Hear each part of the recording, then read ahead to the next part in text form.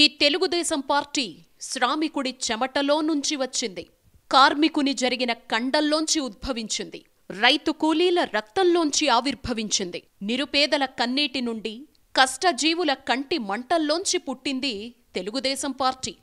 ఆశీర్వదించండి అన్న నందమూరి తారక రామారావు నోటి నుంచి పిడుగుల్లాంటి మాటలు వెలువడ్డాయి. తెలుగు జాతిని ఉర్రూతలూగించిన ఎన్టీఆర్ మాటలు నేటికి తెలుగునాట ప్రతిధ్వనిస్తూనే ఉన్నాయి. ఆ మహనీయుని వర్ధంతి సందర్భంగా వాటిని మరోసారి గుర్తు చేసుకోవాల్సిన బాధ్యత ప్రతి ఒక్కరిపై ఉంది. ఈ తెలుగుదేశం శ్రామికుడి చెమటలో నుంచి, కార్మికుడి కలిగిన కండరాల్లో నుంచి, రైతు కూలీల రక్తంలో నుంచి, నిరుపేదల కన్నీటిలో నుంచి, కష్టజీవుల కంటి మంటల్లో నుంచి, అన్నార్తుల అక్కందరలో నుంచి పుట్టింది ఈ తెలుగుదేశం. కృష్ణా జిల్లా పామరు మండలంలో నిమ్మకూరు గ్రామంలో 1923వ సంవత్సరం మే 28వ తేదీన లక్ష్మయ్య చౌదరి, వెంకట్రావమ్మ దంపతులకు ఎన్టీఆర్ జన్మించారు. పేద మధ్యతరగతి ప్రజల జీవన విధానం, ఆయా కుటుంబాల్లో ఎదురయ్యే కష్టాలు అన్నింటినీ స్వయంగా అనుభవించిన ఎన్టీఆర్ కష్టించి పనిచేసి ఉన్నత శిఖరాలకు చేరుకున్నారు. నీతి, నిజాయితీ, నిబద్ధతలే ప్రాణంగా నైతిక విలువలతో జీవనం సాగించారు. సినీ, రాజకీయ రంగాల్లో తిరుగులేని రారాజుగా వెలుగొందారు. తెలుగు, తమిళ, హిందీ భాషల్లో దాదాపు 400 చిత్రాల్లో నటించిన ఎన్టీఆర్ సాంఘిక, జానపద, పౌరాణిక పాత్రలకు ప్రాణం పోశారు. నిర్మాతగా, దర్శకునిగా పలు చిత్రాలు నిర్మించారు. 1942వ సంవత్సరంలో బసవరామ తారకంను వివాహం చేసుకున్నారు. సినీ రంగంలో అగ్రస్థానంలో వెలుగొందుతున్న తరుణంలోనే తన 60వ సంవత్సరంలో ప్రజాసేవ చేయాలనే తలంపుతో 1982 మార్చి 29వ తేదీన తెలుగుదేశం పార్టీని స్థాపించారు. పార్టీ ఏర్పాటు చేసిన 9 నెలల సమయంలోనే అధికార పీఠం అధిష్ఠించి చరిత్ర సృష్టించారు. సమాజమే దేవాలయం, ప్రజలే దేవుళ్ళు అనే భావనతో తెలుగుదేశం పిలుస్తోంది, రా కదలిరా అన్న పిలుపుతో యావత్ తెలుగు జాతి ఎన్టీఆర్ వెంట పరుగులు తీసింది. ఎన్టీఆర్ ప్రభంజనం ధాటికి సుదీర్ఘ చరిత్ర ఉన్న కాంగ్రెస్ పార్టీ పునాదులు కకావికలమయ్యాయి. దేశ రాజకీయ యవనికపై తెలుగుజాతి కీర్తి బావుట ప్రతిష్ఠించారు.